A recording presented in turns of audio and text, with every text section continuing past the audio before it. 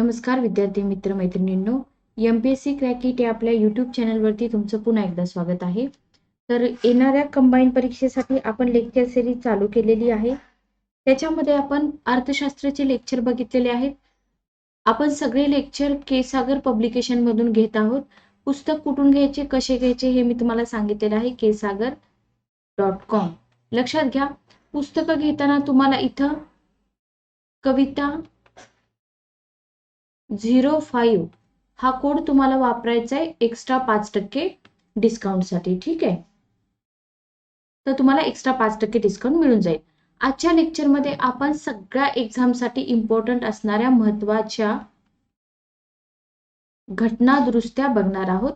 प्रत्येक एक्झाम मध्ये घटना दुरुस्त्यावरती क्वेश्चन असतात, लक्षात घ्या. तर तुमचे 2 ते 4 मार्क इथं फिक्स होऊन जातात.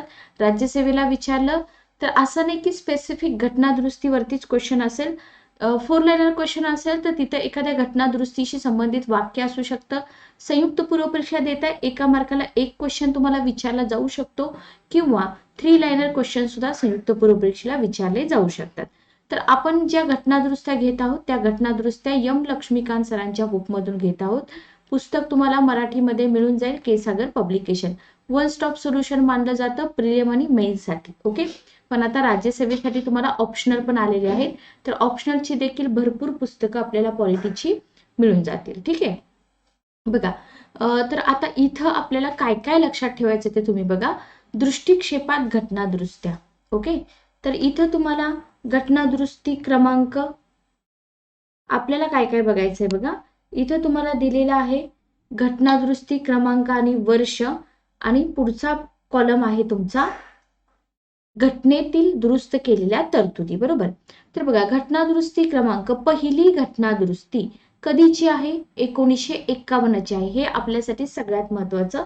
इथं आयोगाचे एरर टाकले जाऊ शकतात. ठीक आहे, घटना दुरुस्ती क्रमांक आणि वर्ष.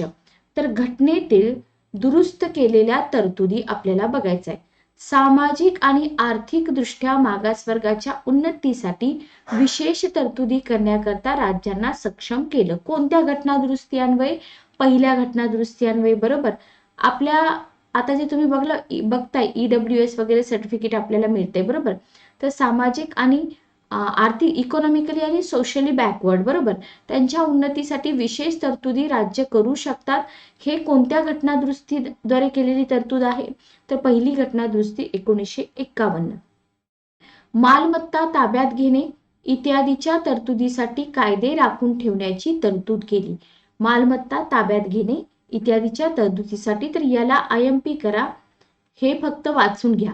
तिसरा पॉइंट बघा किंवा तिसरी तरतूद बघा. जमीन सुधारणा आणि त्यातील इतर कायद्यांचे न्यायिक पुनरावलोकनापासून संरक्षण करण्यासाठी परिशिष्ट 9 समाविष्ट. व्हेरी व्हेरी इम्पॉर्टंट, IMP करा. तर परिशिष्ट 9 आपल्याला घटनेतील परिशिष्ट, घटना दुरुस्त्या, कलम सगळे करावे लागतात.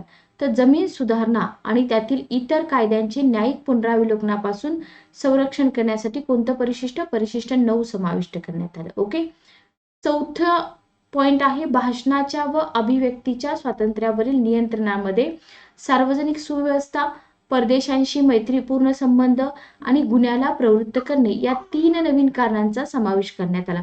Very very important. इथं आहे हे कलम 19. तर कलम 19 मध्ये कोणत्या घटना दुरुस्ती अन्वये या स्वातंत्र्यावरील नियंत्रणामध्ये या नवीन कारणांचा समावेश करण्यात आला? कोणती कारणं आहेत? सार्वजनिक सुव्यवस्था, परदेशांशी मैत्रीपूर्ण संबंध आणि गुन्ह्याला प्रवृत्त करणे. याच्याशिवाय निर्बंध वाजवी आणि त्यांचे स्वरूप दाद मागण्याजोगे बनवले. तर हे तुम्हाला विचारलं जाऊ शकतं. कलम 19 रिलेटेड हे आहे, म्हणजे फंडामेंटल राईट मधून इनडायरेक्टली तुम्हाला क्वेश्चन येऊ शकतो. तर पाचवा पॉइंट बघा किंवा पाचवी तरतूद बघा. राज्य व्यापार आणि राज्याने कोणत्याही व्यापार वा उद्योगाचे राष्ट्रीयकरण करणे याच्यामुळे व्यापार अथवा उद्योग करण्याच्या मूलभूत हक्काचं उल्लंघन होतं, या कारणावरून ते अवैध होणार नाही. बघा पुन्हा एकदा व्यवस्थित वाचा. राज्य व्यापार आणि राज्याने कोणत्याही व्यापार किंवा उद्योगाचं राष्ट्रीयकरण करणं म्हणजे काही व्यापार, काही उद्योग राज्यासाठी राखीव असतात. बरोबर, राज्य ही संज्ञा तुम्हाला माहित असेल. तर इथं मग तुम्ही म्हणू शकत नाही की हा उद्योग जो आहे किंवा हा व्यवसाय जो आहे याच्यावरती राज्याची मोनोपॉली कशी आहे असं तुम्ही म्हणू शकत नाही, कारण का ही घटना दुरुस्ती आहे. बरोबर, मूलभूत हक्काचं उल्लंघन होतं असं तुम्ही म्हणत नाही, ते अवैध पण होणार नाही अशी तरतूद करण्यात आली. कारण का फंडामेंटल राईट्स मध्ये तुम्हाला काय दिलेलं आहे की तुम्ही कोणताही व्यवसाय कोणताही उद्योग करू शकता, पण काही उद्योग काही व्यवसाय हे राज्यासाठी राखीव ठेवलेले आहेत. Okay, clear. चला, तर किती तरतुदी बघितल्या आपण? टोटल 5 तरतुदी बघितल्या. पहिली घटना दुरुस्ती अधिनियम 1951. त्याच्यानंतर दुसरी घटना दुरुस्ती बघा, दुसरी घटना दुरुस्ती 1952. काय आहे दुसऱ्या घटना दुरुस्तीमध्ये तरतुदी? लोकसभेच्या प्रतिनिधित्वाच्या प्रमाणाची पुनर्रचना करण्यात आली. याला स्टार करा. कोणत्या घटना दुरुस्ती अन्वये लोकसभेच्या प्रतिनिधित्वाच्या प्रमाणाची पुनर्रचना करण्यात आली? Okay, clear.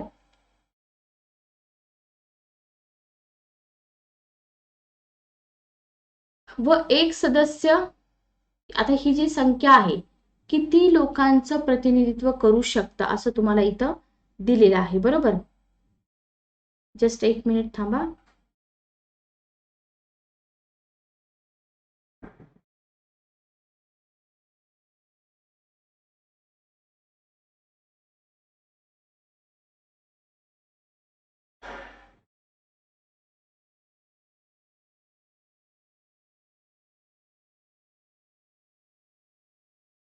बर, पुढचा पॉइंट बघा, पुढे काय दिलेलं आहे आपल्याला. तर किती लोकांचं प्रतिनिधित्व करू शकतं हे इतकं काही तुम्हाला विचारणार नाही, तरी पण आपल्याला ही घटना दुरुस्ती कोणती आहे ते तुम्हाला माहित पाहिजे. ठीक आहे, चला. तर पुनर्रचना करण्यात आली इतकं जरी लक्षात राहिलं तरी तुम्हाला मोर दॅन सफिशियंट आहे.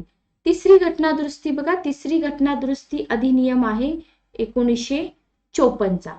सार्वजनिक हिताच्या दृष्टीने अन्नधान्य, गुरांसाठी चारा, कच्चा कापूस, कापूस बिया आणि कच्चा ताग यांचे उत्पादन, पुरवठा आणि वितरण नियंत्रित करण्याचे अधिकार कोणाला दिले? संसदेला देण्यात आलेले आहेत. ठीक आहे, आतापर्यंत तिसरी घटना दुरुस्ती तुम्हाला कधीच विचारलेली नाहीये, पण ऑप्शन मध्ये तुम्हाला असू शकते. क्वेश्चन तुम्हाला एखाद्या दुसऱ्याच घटना दुरुस्तीवरती आहे, पण तिसरी घटना दुरुस्ती 1954 असं ऑप्शन मध्ये असू शकतं. मग तिथं आपल्याला माहित पाहिजे की तिसरी घटना दुरुस्ती 1954 मध्ये काय झालेलं आहे. सार्वजनिक हिताच्या दृष्टीने अन्नधान्य, गुरांसाठी चारा, कच्चा कापूस, कापूस बिया, कच्चा ताग यांचे उत्पादन, पुरवठा व वितरण नियंत्रित करण्याचे अधिकार संसदेला देण्यात आले. ठीक आहे, चौथी घटना दुरुस्ती अधिनियम 1955. इथून लक्षात ठेवा, पहिली घटना दुरुस्ती 51, दुसरी घटना दुरुस्ती 52, तिसरी घटना दुरुस्ती 53 ला नाहीये, 54 ला आहे. चौथी घटना दुरुस्ती आहे 55 ला. याच्यामध्ये काय तरतूद केली? खाजगी मालमत्ता सक्तीने अधिग्रहण करण्याबद्दल देण्यात येणाऱ्या नुकसान भरपाईच्या प्रमाणाचे न्यायिक परिनिरीक्षण करता येणार नाही अशी तरतूद करण्यात आली. ठीक आहे, आतापर्यंत कधीच विचारलेलं नाहीये, फक्त लक्षात ठेवा. त्याच्यानंतर कोणत्याही व्यापाराचे राष्ट्रीयकरण करण्यास राज्याला प्राधिकृत केले. हे तर आपण पाठीमागं पण बघितलेलं आहे. तिथं तुम्ही म्हणू शकत नाही की बाबा आमच्या मूलभूत हक्काचं उल्लंघन होतोय. तर इथं ज्या 4 घटना दुरुस्त्या आपण बघितलेत त्याच्यामध्ये पहिली घटना दुरुस्ती इम्पॉर्टंट आहे. दुसरी घटना दुरुस्तीमध्ये फक्त एक सेंटेन्स लक्षात ठेवा, लोकसभेच्या प्रतिनिधित्वाच्या प्रमाणाची पुनर्रचना करण्यात आली. ठीक आहे, त्याच्यानंतर बघा आपल्या चौथ्या घटना दुरुस्तीमध्ये काय सांगितलंय की परिशिष्ट 9 मध्ये काही कायद्यांचा समावेश करण्यात आला. जमीन सुधारणा कायदे आपण बघितले ते पहिल्या घटना दुरुस्तीमध्ये. बरोबर, त्याच्यानंतर कलम 31A बघा, 31A, 31B आणि 31C याच्यावरती मुलांचा फार भर असतो, पण शक्यतो तर लोकसेवा आयोग कधीच याच्यावरती जास्त क्वेश्चन विचारत नाही, पण माहिती असू द्या तुम्हाला हे आर्टिकल काय आहे. ठीक आहे, त्याच्यानंतर पाचवी घटना दुरुस्ती बघा 1955. याच्यामध्ये काय तरतुदी केलेल्या आहेत? राज्यांचे क्षेत्र आणि सीमा व नाव यांच्यावर परिणाम करणाऱ्या प्रस्तावित केंद्रीय कायद्यावर संघ आणि त्याचे क्षेत्र टॉपिक. बरोबर, राज्यांचं क्षेत्र आहे, सीमा आहे, नाव आहे, यांच्यामध्ये काही चेंजेस होत असतील किंवा यांच्यावर परिणाम करणाऱ्या प्रस्तावित केंद्रीय कायद्यावर त्यांचा दृष्टिकोन व्यक्त करण्यासाठी राज्य विधिमंडळाला देण्यात येणारी मुदत निश्चित करण्याचे अधिकार कुणाला दिलेत? राष्ट्रपतीला दिलेत. व्हेरी व्हेरी इम्पॉर्टंट, याला IMP करा. बरोबर, तर किती दिवसाच्या आत त्यांनी त्यांचं मत व्यक्त केलं पाहिजे किंवा त्यांचा दृष्टिकोन व्यक्त केला पाहिजे, हा टाइम पिरियड कोण ठरवतं? राष्ट्रपती ठरवतात. आणि राष्ट्रपतीला हा अधिकार कोणत्या घटनादुरुस्तीने मिळालाय? तर 1955च्या घटनादुरुस्तीने. ठीक आहे. त्याच्यानंतर आहे 6वी घटनादुरुस्ती अधिनियम 1956. 6वी घटनादुरुस्ती अधिनियम 1956. आंतरराज्यीय व्यापार आणि वाणिज्यामधील खरेदी विक्रीवर कर हा नवा विषय संघसूचीत समाविष्ट करण्यात आला. तर संघसूची,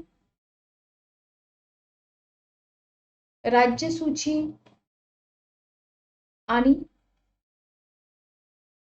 समवर्ती सूची. संघसूची, राज्यसूची आणि समवर्ती सूची. ठीक आहे. तर या सगळ्या गोष्टी आपल्याला विचारल्या जातात. संघसूचीमधले विषय विचारले जातात, राज्यसूचीमधले विचारले जातात. तिन्हीपैकी 2 सूचीमधले विषय जरी लक्षात राहिले तरी तिसऱ्या सूचीमधले विषय तुम्ही इलिमिनेशन मेथडनी सॉल्व्ह करू शकता. तर 6व्या घटनादुरुस्तीनं काय झालं बघा, जी 1956ला झाली होती, आंतरराज्यीय व्यापार म्हणजे राज्यामध्ये चालणारा व्यापार आणि वाणिज्यामधील खरेदी विक्रीवर कर हा नवा विषय कोणत्या सूचीमध्ये? संघसूचीत समाविष्ट करण्यात आला. आणि मग जेव्हा संघसूचीमध्ये समाविष्ट असतो तेव्हा तिथे राज्यांचे अधिकार कसे असतात? मर्यादित असतात. म्हणजे फॉर एक्झाम्पल बघा, समवर्ती सूचीमध्ये एखादा विषय आहे, संघसूचीतल्या विषयावर कायदे कोण करू शकतं? फक्त केंद्र सरकार करू शकतं. राज्य सूचीमध्ये राज्य करू शकतं, पण जर राज्यांना वाटलं की केंद्राने करावं तर तशी ती डिमांड करू शकतात. आणि समवर्ती सूचीमधल्या विषयावरती दोघंही कायदे करू शकतात, पण केंद्राचा कायदा जो असतो तो नेहमी वरचढ असतो. Okay, clear? तर ही झाली आपली 6वी घटनादुरुस्ती अधिनियम. याच्यानंतर आपण बघतोय 7वी घटनादुरुस्ती अधिनियम 1956. 7वी घटनादुरुस्ती बघा महत्वाची आहे. याच्यातल्या 3 तरतुदी महत्वाच्या आहेत. आता याच्यामध्ये जी पहिली तरतूद तुम्हाला दिली आहे की त्यावेळी अस्तित्वात असलेल्या राज्यांचे भाग ए 56चं सांगतात बरं का तुम्हाला. राज्य पुनर्रचना आयोग, दार आयोग, जेव्हीपी समिती, हे सगळं तुम्ही इंडियन पॉलिटीमध्ये पण वाचलं असेल आणि हिस्ट्रीमध्ये पण वाचलं असेल. ठीक आहे. आणि वाचायला पण पाहिजे, हे सगळं तुम्हाला आयोगाकडून विचारलं जातं.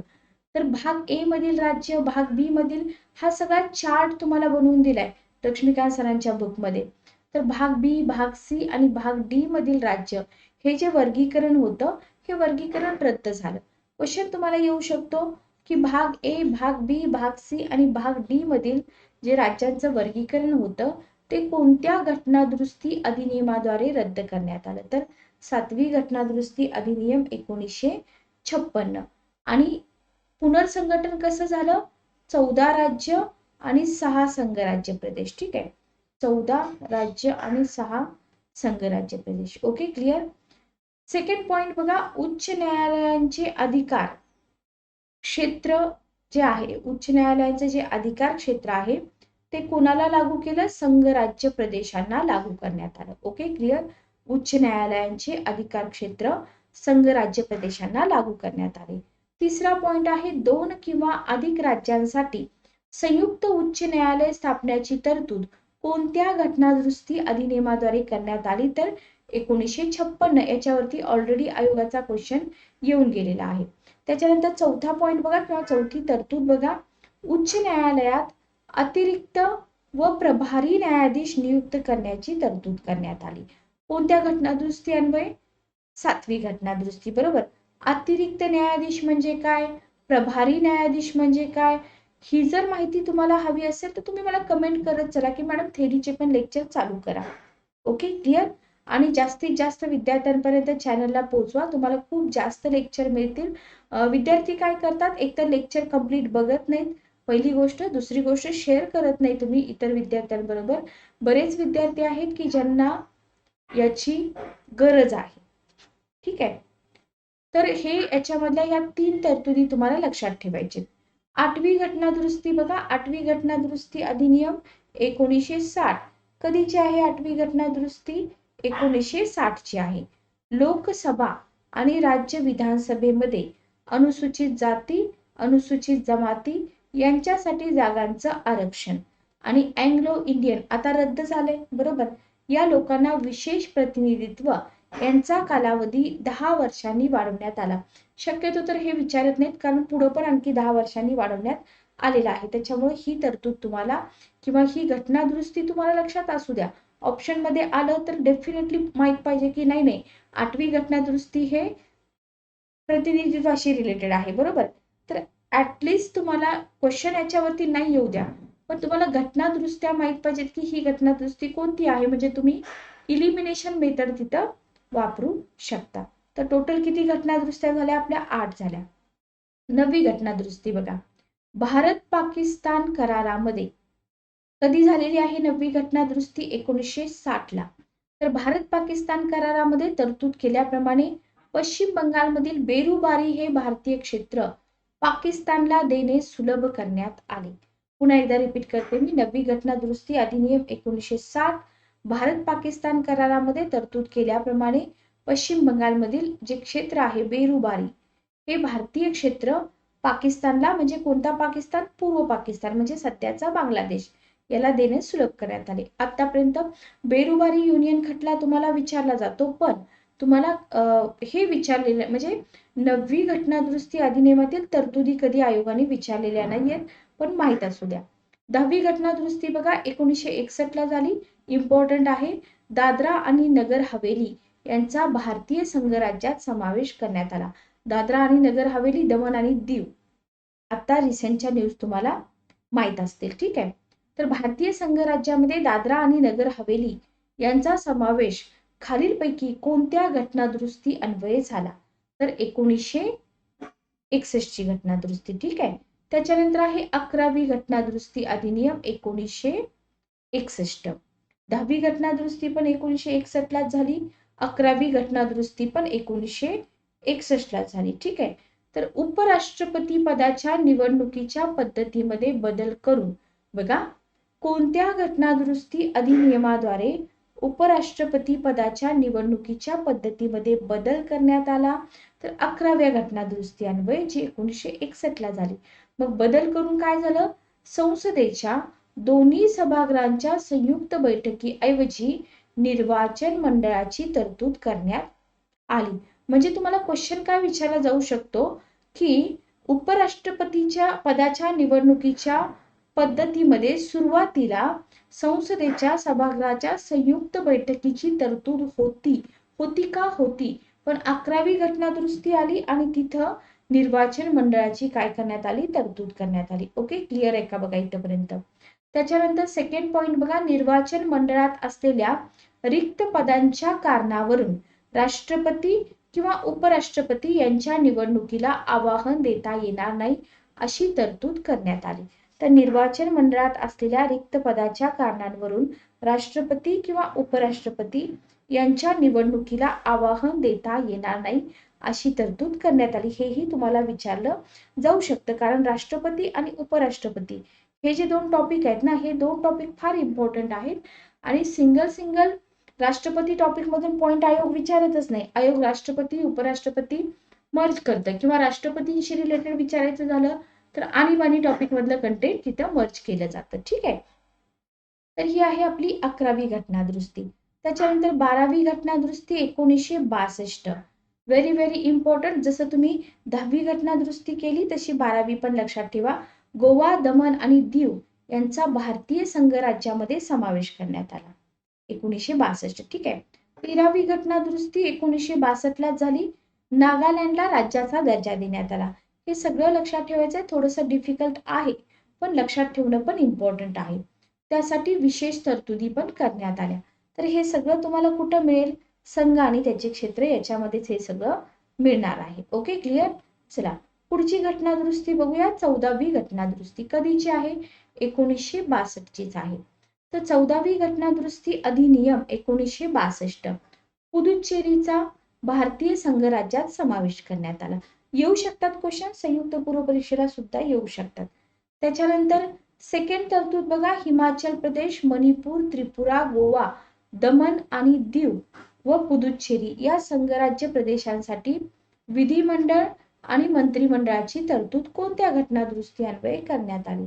तर 14वी घटना दुरुस्ती अधिनियम 1962, ठीक आहे. तर हिमाचल प्रदेश, मणिपूर, त्रिपुरा, गोवा, दमण, दीव, पुदुच्चेरी या प्रदेशांसाठी विधिमंडळ आणि मंत्रिमंडळाची तरतूद करण्यात आली. क्लिअर. त्याच्यानंतर 15वी घटना दुरुस्ती बघा कधीची आहे, 1963 ची आहे. उच्च न्यायालयांना जे हायकोर्ट आहेत त्या उच्च न्यायालयांना त्यांच्या अधिकार क्षेत्रात घडलेल्या कारणांसाठी त्यांच्या अधिकार क्षेत्राबाहेरील व्यक्तीला किंवा प्राधिकरणाला प्राधिलेख जारी करण्यास समर्थ बनवण्यात येतं. आतापर्यंत विचारलेलं नाहीये तुम्हाला, पण एवढं मात्र तुम्ही लक्षात ठेवा, जर तुम्हाला ओव्हरऑल क्वेश्चन आला की 15वी घटना दुरुस्ती उच्च न्यायालयाशी संबंधित आहे का, तर हे आपल्याला माहित पाहिजे आहे. बरोबर. सेकंड तरतूद तुम्हाला विचारली जाऊ शकते, कोणत्या घटना दुरुस्ती अन्वये उच्च न्यायालयाच्या न्यायाधीशांचे निवृत्तीचं वय जे आहे ते 60 वर्षावरून 62 वर्षापर्यंत वाढवण्यात आलं. ओके. तर हे तुम्ही लक्षात ठेवा, इतर क्वेश्चन येऊ शकतो.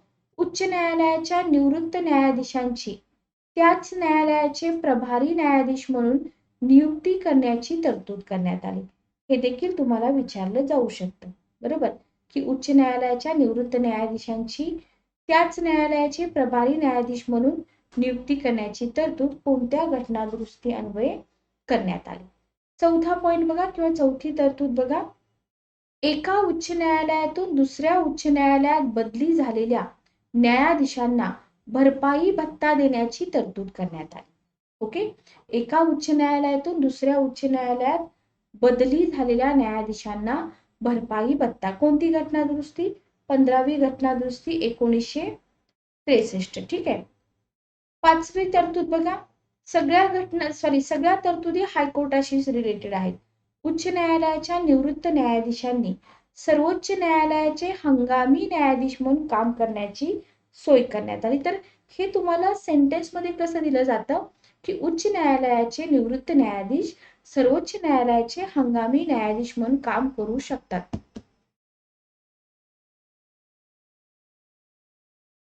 विचारलं जातं. ठीक आहे, तुम्हाला हा क्वेश्चन विचारला जाऊ शकतो. तर इथं आपल्याला माहित पाहिजे की बरोबर आहे, हायकोर्टाचे निवृत्त न्यायाधीश सर्वोच्च न्यायालयाचे हंगामी न्यायाधीश म्हणून काम करू शकतात. पण हे कुठल्या घटना दुरुस्ती अन्वये? 15वी घटना दुरुस्ती 1963. ठीक आहे. सहावी तरतूद बघा, सर्वोच्च न्यायालयातील आणि उच्च न्यायालयातील न्यायाधीशांचं वय निश्चित करणाऱ्या पद्धतीची तरतूद करण्यात आली. इथं पण तुम्हाला 60 वरून 62 केले. आता सर्वोच्च न्यायालयातील उच्च न्यायालयातील न्यायाधीशांचं वय निश्चित करणाऱ्या पद्धतीची तरतूद पण 15वी घटना दुरुस्ती अधिनियम 1963 अन्वये करण्यात आली. ठीक आहे. तर म्हणजे तुम्ही काय म्हणू शकता, ओव्हरऑल तुम्ही म्हणाल की 15वी घटना दुरुस्ती इम्पॉर्टंट आहे. IMP याच्यामध्ये सगळ्या तरतुदी हायकोर्टाशी रिलेटेड आहेत. Okay, clear. चला पुढची घटना दुरुस्ती आपण बघूया. पुढची घटना दुरुस्ती आहे 16वी घटना दुरुस्ती. 16वी घटना दुरुस्ती अधिनियम 1963चाच आहे हा अधिनियम. पण भारताच्या अखंडता, सार्वभौमत्वाच्या हिताच्या दृष्टिकोनातून भाषणाचे व अभिव्यक्तीचे स्वातंत्र्य, शांततापूर्व एकत्र येणं, संस्था स्थापन करणं या अधिकारावर आणखी बंधने. आता इथं आणखी बंधनं का म्हटलंय? कारण तुम्ही पहिली घटना दुरुस्ती बघितली असेल, तिथं पण बंधनं घालण्यात आली होती, पण 3 बंधनं घातली होती. आठवतंय का बघा. कलम 19 मी तुम्हाला तिथं पण सांगितलं होतं. ओके. तर घटना दुरुस्ती 1 आणि घटना दुरुस्ती 16 हे तुम्हाला कलम 19शी रिलेटेड लक्षात ठेवायचं आहे. त्याच्यानंतर विधिमंडळाचे उमेदवार, विधिमंडळाचे सदस्य, मंत्री, न्यायाधीश आणि भारताचा महालेखापरीक्षक यांच्या शपथेमध्ये, वचनबद्धतेमध्ये अखंडता, सार्वभौमत्व यांचा समावेश. ही तरतूद अजूनपर्यंत कधीच विचारली नाही, पण विचारू शकतात. 17वी घटना दुरुस्ती अधिनियम 1964 कधीची आहे घटना दुरुस्ती? 64 ची आहे. काय सांगितलं याच्यामध्ये? तर 17वी घटना दुरुस्ती अजिबात इम्पॉर्टंट नाहीये, नाही केली तरी चालेल, फक्त याच्यामध्ये काय आहे ते एकदा वाचून घ्या तुम्ही. 18वी घटना दुरुस्ती बघा, 18वी घटना दुरुस्ती 1966 याच्यामध्ये काय आहे बघा, संसदेला प्रदान केलेल्या अधिकारांमध्ये कोणत्याही राज्याचा किंवा संघराज्य प्रदेशाचा एखादा भाग अन्य कोणत्याही राज्याला किंवा संघराज्य प्रदेशाला जोडून नवीन राज्य किंवा नवीन संघराज्य प्रदेश बनविण्याच्या अधिकाराचा समावेश. तर 18वी घटनादुरुस्ती काय आहे, संसदेला हे सगळे अधिकार प्रदान आहेत, बरोबर. नवीन राज्य निर्माण करणं, राज्याच्या सीमा बदलणं, राज्याचं नाव बदलणं, याच्यामध्येच काय इन्क्लूड केलेलं आहे की राज्य किंवा संघराज्य प्रदेशाचा एखादा भाग आहे तो अन्य कोणत्याही राज्याला किंवा संघराज्य प्रदेशाला जोडला जाऊ शकतो आणि नवीन राज्य बनवलं जाऊ शकतं, नवीन संघराज्य प्रदेश पण बनवला जाऊ शकतो. हा अधिकार सुद्धा त्याच्यामध्ये इन्क्लूड आहे असं 18व्या घटनादुरुस्ती अधिनियम 1966 न इथं डिक्लेअर केलं असं तुम्ही म्हणू शकता. ठीक आहे. त्याच्यानंतर 19वी घटनादुरुस्ती बघा 66, 19वी घटनादुरुस्ती 1966, निवडणूक न्यायाधिकरण रद्द करण्यात आलं. व्हेरी व्हेरी इम्पॉर्टंट, इथं IMP करा. निवडणूक न्यायाधिकरण रद्द करण्यात आलं. निवडणूक याचिकांची, मग निवडणूक न्यायाधिकरण रद्द करण्यात म्हणजे तुम्हाला काय विचारलं जाऊ शकतं की निवडणूक न्यायाधिकरण अस्तित्वात होतं का, होतं. मग निवडणूक न्यायाधिकरण रद्द करण्यात आलं आणि निवडणूक याचिकांची सुनावणी करण्याचा अधिकार कोणाला देण्यात आला, उच्च न्यायालयांना देण्यात आला. निवडणूक याचिकांची सुनावणी करण्याचा अधिकार कोणाला दिला, उच्च न्यायालयांना देण्यात आला. ठीक आहे. तर ही पण घटनादुरुस्ती इम्पॉर्टंट आहे. त्याच्यानंतर 20वी घटनादुरुस्ती 1966, सर्वोच्च न्यायालयाने रद्द ठरविलेल्या उत्तर प्रदेशमधील काही जिल्हा न्यायाधीशांच्या नियुक्तीला मान्यता. इलिमिनेट करा, गरज नाहीये 20वी घटनादुरुस्ती करण्याची. 21वी मात्र तोंडपाठ करून ठेवा. 21वी घटनादुरुस्ती अधिनियम 1967 काय आहे याच्यामध्ये, परिशिष्ट 8, याच्या आधी तुम्हाला परिशिष्ट 9चा उल्लेख आला होता. एकूण परिशिष्ट किती आहेत ते मला कमेंट बॉक्समध्ये सांगा. तर परिशिष्ट 8 मध्ये सिंधी ही कितवी भाषा, 15वी भाषा समाविष्ट करण्यात आली. एकूण किती भाषा आहेत, 22 आहेत का बघा. आणि सुरुवातीला किती भाषा इन्क्लूड होत्या, तर सिंधी ही 15वी भाषा समाविष्ट करण्यात आली. कितवी, 15वी. कोणती घटनादुरुस्ती, 21वी घटनादुरुस्ती अधिनियम 1967. ठीक आहे. त्याच्यानंतर 22वी घटनादुरुस्ती अधिनियम 1969, आसाम राज्याअंतर्गत मेघालय हे नवे स्वायत्त राज्य. कसलं राज्य, स्वायत्त राज्य. कोणती घटनादुरुस्ती, 22वी घटनादुरुस्ती 1969. ओके. त्याच्यानंतर 23वी घटनादुरुस्ती 1969, लोकसभा आणि राज्य विधानसभात अनुसूचित जाती, बघा पाठीमागं पण मी म्हटलं होतं 10 वर्षांनी वाढवलं, हे काही आपल्याला गरजेचं नाही. 24वी घटनादुरुस्ती 1971, इथं काय आहे बघा, इम्पॉर्टंट आहे बरं का, याला IMP करा. ज्या ज्या घटनादुरुस्ती मी IMP म्हणून सांगितले त्या व्यवस्थित करायच्या. 24वी घटनादुरुस्ती बऱ्याच एक्झाम मध्ये विचारलेली आहे, कंबाईनला पण विचारले, राज्यसेवा मेन्सला पण विचारले, पूर्वला पण विचारले. तर मूलभूत अधिकारांसह राज्यघटनेच्या कोणत्याही भागात बदल करण्याचा संसदेचा अधिकार प्रतिपादित करण्यात आला. क्वेश्चन तुम्हाला विचारला होता की संसद मूलभूत अधिकारांमध्ये बदल करू शकते का, करू शकते, पण जी घटनेची चौकट आहे, मेन जो ढाचा आहे तो नाही बदलू शकत. ठीक आहे. घटनादुरुस्ती विधेयकाला मान्यता देणं राष्ट्रपतींवर बंधनकारक असतं का, राष्ट्रपतींवर बंधनकारक असतं. आणि हे कोणत्या घटनादुरुस्तीने बंधनकारक केलंय, 1971 24वी घटनादुरुस्ती. आय होप तुम्हाला इथपर्यंत सगळं समजलं असेल. त्याच्यानंतर 25वी घटनादुरुस्ती सुद्धा इम्पॉर्टंट आहे, याला IMP करा. मालमत्तेचा हक्क हा मूलभूत हक्क मर्यादित करण्यात आला.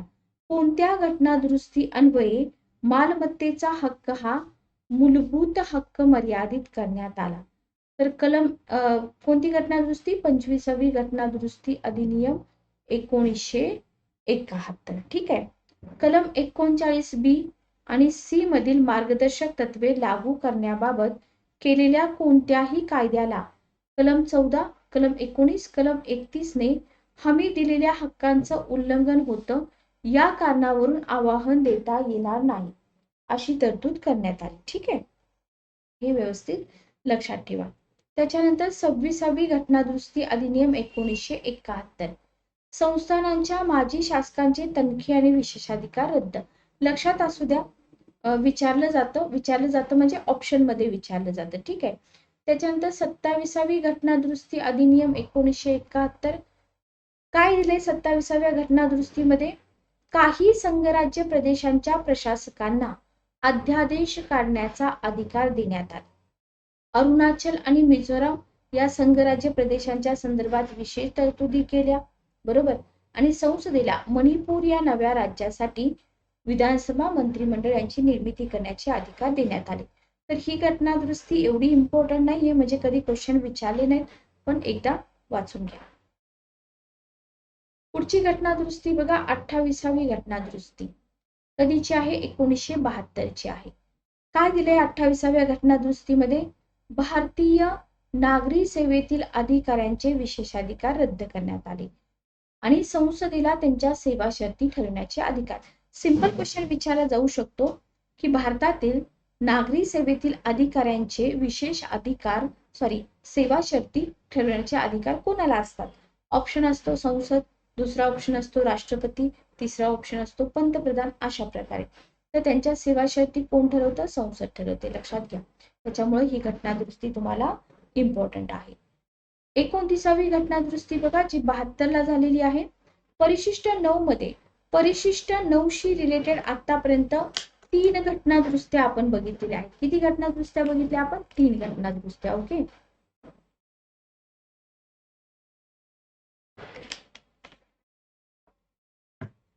तर परिशिष्ट 9 मध्ये जमीन सुधारणे संदर्भात केरळमधील 2 कायद्यांचा समावेश करण्यात आला. इलिमिनेट केलं तरी चालेल. 30वी घटना दुरुस्ती बघा, जी 72ला झाली. काय दिले? 20,000 रुपये रकमेच्या दिवाणी विवादात सर्वोच्च न्यायालयात अपील करण्याची अनुमती असलेली तरतूद रद्द करून. तर ही पण घटना दुरुस्ती स्किप करा. 31वी घटना दुरुस्ती व्हेरी व्हेरी इम्पॉर्टंट, कंबाईन साठी पण इम्पॉर्टंट आणि तुमच्या राज्यसेवेसाठी पण इम्पॉर्टंट. काय आहे 31वी घटना दुरुस्ती? कधीची आहे? 1972ची आहे. लोकसभेतील जागांची संख्या 525 वरून किती वाढवली? 545. ओके. तर याला IMP करा. कोणत्या घटना दुरुस्ती अन्वये लोकसभेतील जागांची संख्या 525 वरून 545 इतकी वाढवण्यात आली?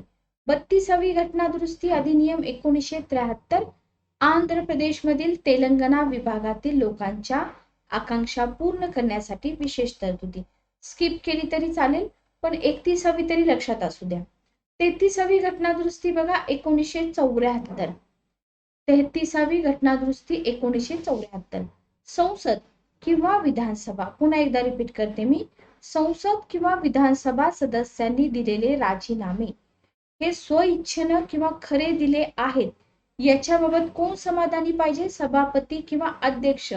जर समाधानी असेल तर तो ते राजीनामे स्वीकारू शकतो. अशी तरतूदच आहे आपल्या घटना दुरुस्तीमध्ये. तर संसद विधानसभेशी रिलेटेड क्वेश्चन येऊ शकतात, त्याच्यामुळे ही घटना दुरुस्ती तुम्ही व्यवस्थित लक्षात ठेवा. 34वी घटना दुरुस्ती आहे पुन्हा परिशिष्ट 9शी रिलेटेड, की आणखी 20 भूधारणा व भूसुधारणा कायद्यांचा समावेश. तर आपल्याला काय लक्षात ठेवायचंय की परिशिष्ट 9 मध्ये काय आहे ते आपल्याला लक्षात ठेवायचंय. ओके. 35वी घटना दुरुस्ती बघा, जी 74ला झाली होती. तर याला पण IMP करा, क्वेश्चन विचारले. भारतीय संघराज्याचं सहयोगी राज्य हा दर्जा कोणत्या राज्याला कोणत्या घटना दुरुस्तीनं दिला? सिक्कीम राज्याला, बरोबर.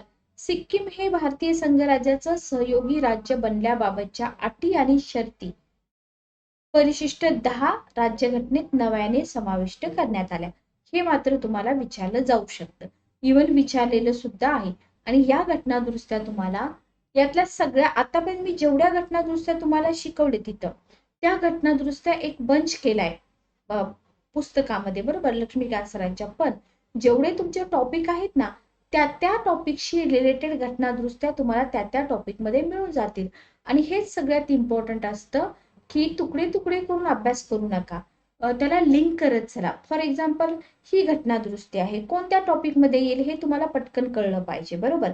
किंवा मूलभूत हक्क तुम्ही वाचताय, मूलभूत हक्क टॉपिक मध्ये टोटल किती घटना दुरुस्त्या आलेल्या आहेत किंवा किती खटले आलेले आहेत, हे सगळं तुम्ही नोट डाऊन करून घेतलं पाहिजे. याला म्हणतात स्मार्ट स्टडी. बरोबर, फक्त वाचणं, फक्त पॅरेग्राफ वाचणं याला अभ्यास म्हणत नाही. ओके, टोटल 35 घटना दुरुस्त्या आपण बघितल्या.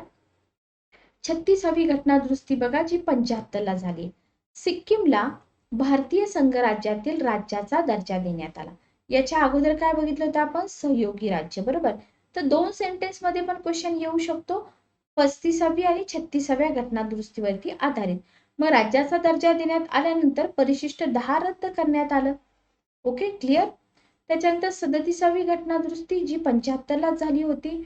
अरुणाचल प्रदेश या संघराज्य प्रदेशात विधानसभा व मंत्रिमंडळ यांची तरतूद करण्यात आली. विचारतील, शक्यतो तर नाही, त्याच्यामुळे ही स्किप केली तरी चालेल.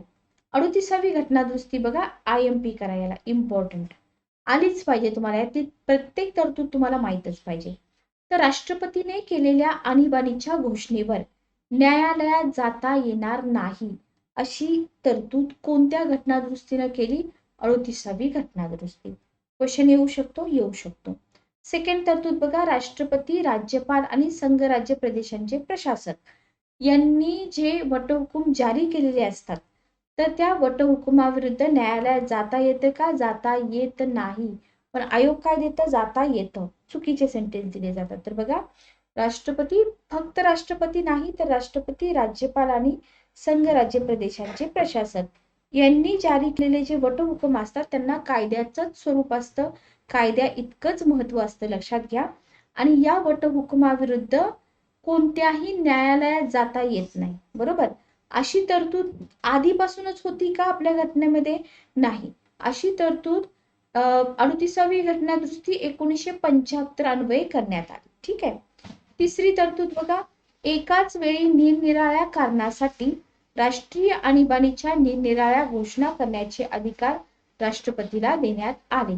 तुम्हाला जर घटना दुरुस्ती म्हणून हा क्वेश्चन न विचारता सिंपल 4 लाईनर 3 लाईनर क्वेश्चन विचारला तर एखादं सेंटेन्स असू शकतं की राष्ट्रपती आणीबाणीच्या निरनिराळ्या घोषणा करू शकतात राष्ट्रीय आणीबाणीच्या, किंवा करू शकत नाहीत. तर आपल्याला माहिती पाहिजे की एकाच वेळी करू शकतात आणि हा अधिकार आहे त्यांचा. बरोबर, पण कोणत्या घटना दुरुस्तीने दिलाय हा अधिकार? 38वी घटना दुरुस्ती 1975 ने दिलेला आहे. Okay, clear. त्याच्यानंतर आहे बघा 39वी घटना दुरुस्ती अधिनियम 1975. राष्ट्रपती, उपराष्ट्रपती, पंतप्रधान आणि सभापती. 39वी घटना दुरुस्ती अधिनियम 1975. राष्ट्रपती, उपराष्ट्रपती, पंतप्रधान, सभापती यांच्या संदर्भातील विवाद न्याय संस्थेच्या अधिकार क्षेत्राबाहेर काढण्यात आले. बरोबर, याबाबतचे निर्णय संसद ठरविल ते प्राधिकरण घेईल अशी तरतूद करण्यात आली. बरोबर, तर हे तुम्हाला विचारलं जातं का? विचारलं जातं. राष्ट्रपती, उपराष्ट्रपती, पंतप्रधान, सभापती यांच्या संदर्भातील विवाद न्याय संस्थेच्या अधिकार क्षेत्राबाहेर काढण्यात आले किंवा अधिकार क्षेत्राबाहेर असतात का नसतात. बरोबर, आणि निर्णय कोण घेतं? मग हा पुढचा क्वेश्चन असतो. न्याय संस्थेच्या अधिकार क्षेत्राबाबत आहेत, मग यांच्यामध्ये विवाद झाला तर निर्णय कोण घेणार? तर संसदेनं जे प्राधिकरण ठरवेल की या प्राधिकरणाने यांचे विवाद सोडवले पाहिजेत, तर ते प्राधिकरण सोडवतं. ठीक आहे, पण ही तरतूद आपल्या घटनेमध्ये सुरुवातीपासूनच होती का? ही तरतूद आपल्या घटनेमध्ये सुरुवातीपासून नव्हती, नंतर ऍड करण्यात आली. ठीक आहे, समजते का? बघा, इथपर्यंत क्लिअर आहे का? बघा सर्वांना.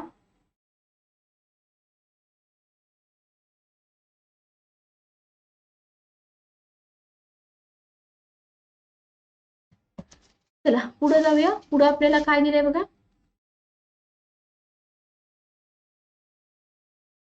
पुढे आपल्याला दिलेलं आहे की परिशिष्ट 9 मध्ये काही केंद्रीय कायद्यांचा समावेश करण्यात आला. बघा, परिशिष्ट 9 मध्ये काही केंद्रीय कायद्यांचा समावेश करण्यात आला.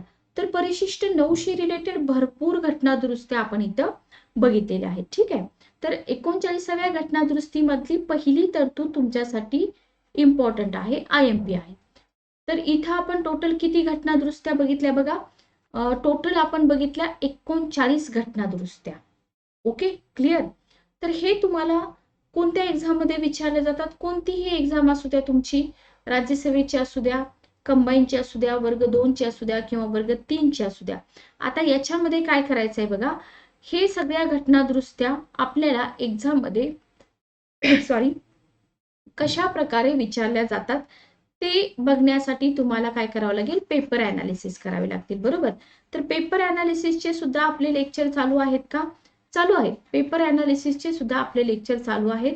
तर तुम्ही काय करा, तुम्ही पेपर अनालिसिसचे लेक्चर बघा, जास्तीत जास्त विद्यार्थ्यांपर्यंत लिंक शेअर करा, जेणेकरून तुम्हाला जसा फायदा होतोय तसा इतर विद्यार्थ्यांना पण होऊ द्या. ठीक आहे.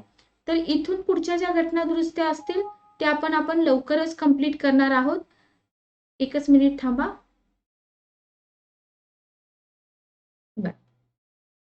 तर बघा, एकूण आपण किती घटना दुरुस्त्या घेतल्या? 39, बरोबर.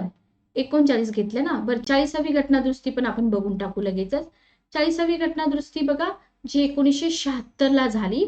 महत्वाची आहे का? शक्यतो तर जास्त इम्पॉर्टंट नाहीये, पण यातली एक तरतूद इम्पॉर्टंट आहे. वेळोवेळी भारताचं जलक्षेत्र असेल, खंडीय क्षेत्र असेल, आर्थिक क्षेत्र असेल किंवा समुद्री क्षेत्र असेल. बघा, पुन्हा एकदा रिपीट करते मी.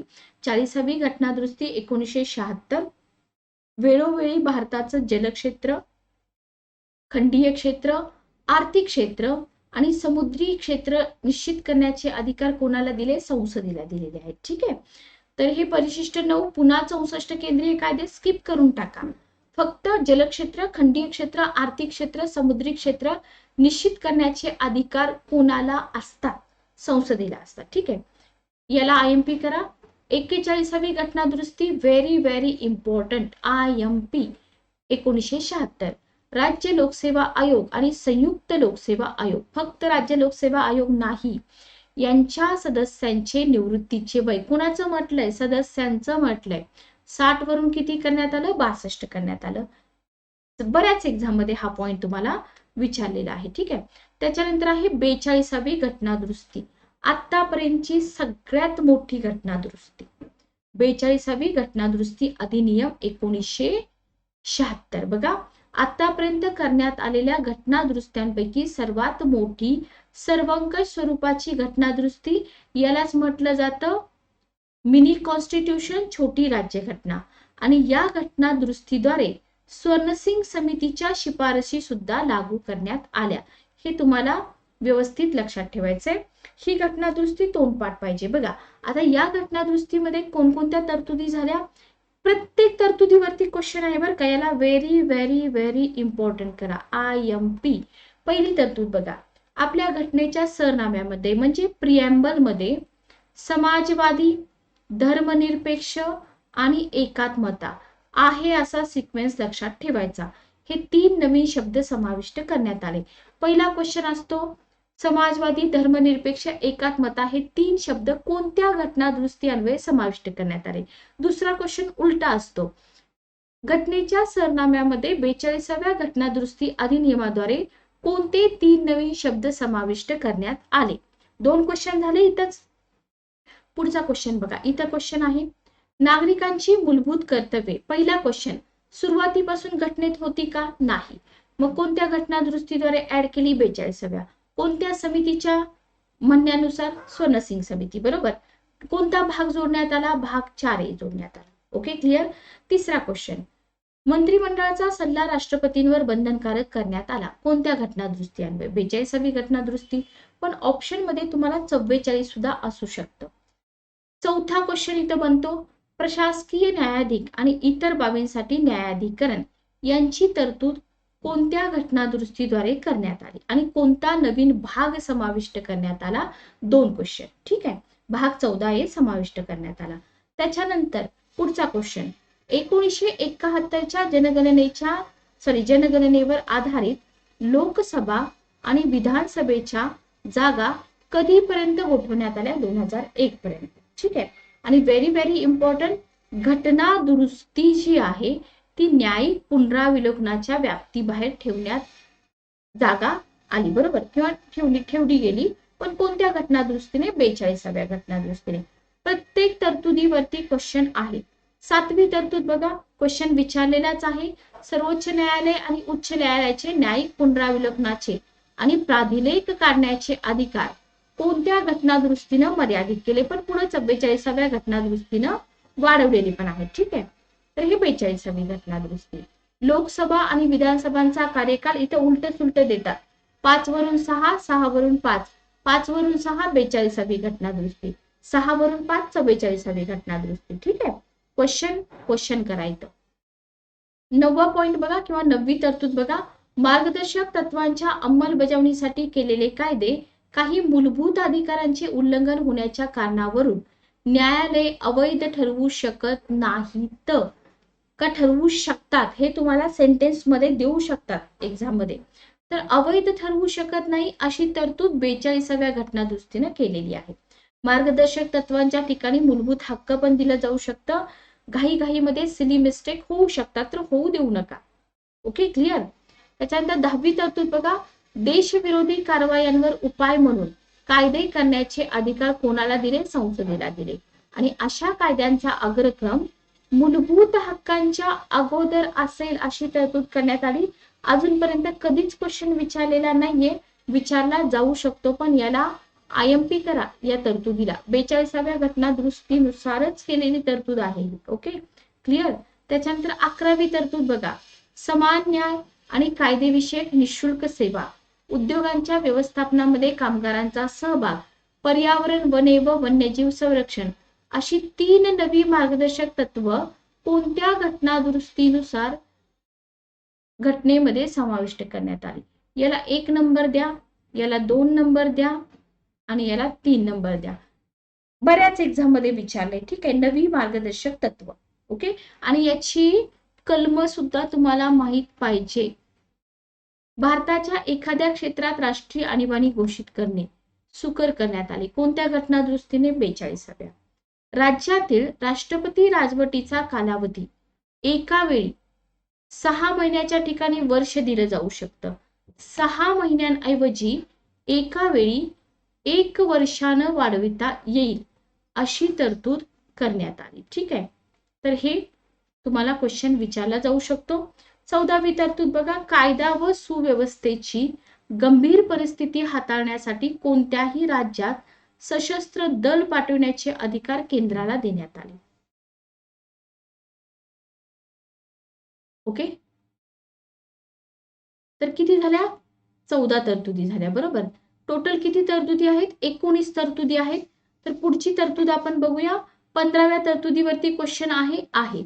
शिक्षण, वने, वन्य पशु पक्षी यांचं संरक्षण, वजन व मापे आणि न्याय व्यवस्थेचं प्रशासन, सर्वोच्च न्यायालय, उच्च न्यायालय वगळता इतर सर्व न्यायालयांचे संघटन व संरचना हे 5 विषय राज्य सूचीतून उचलले आणि कुठं ठेवले, समवर्ती सूचीमध्ये.